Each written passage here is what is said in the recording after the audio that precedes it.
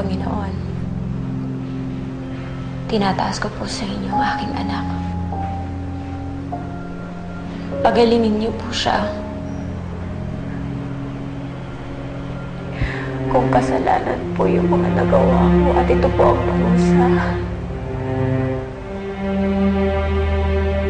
ako na lang po. Biktima lang po si Maya eh.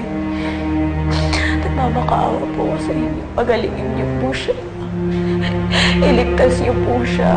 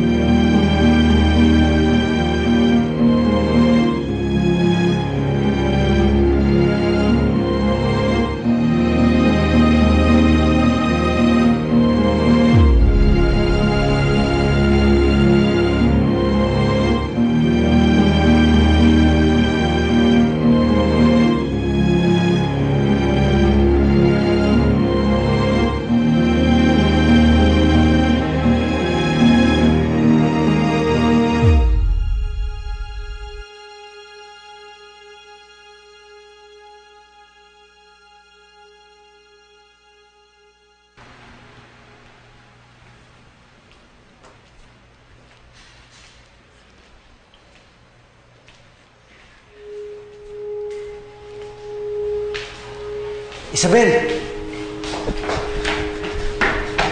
Saan ka pupunta? Pauwi na ako. Gusto ko na sana sabihin sa'yo na okay yung kalagayan ni Maya. Naku, maraming salamat. Dininig ng Diyos ang dasal ko. Bakit mo naman nasabi yun? Kasi parang sa isang iglap, binulag at pinilay ang kapalaran ko. Parang isang araw pagkagising ko, hindi na ako isang ina. Nawala na ako ni katiting na karapatan sa batang linuwal ko. Isabel, hindi yun ganun.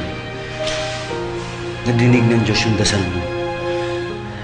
Ang nadinig ng Diyos, isang ina na nagmamahal sa kanyang anak. Sana nga, Jonas. Sana nga isang araw, magkasama pa rin kami ni Maya.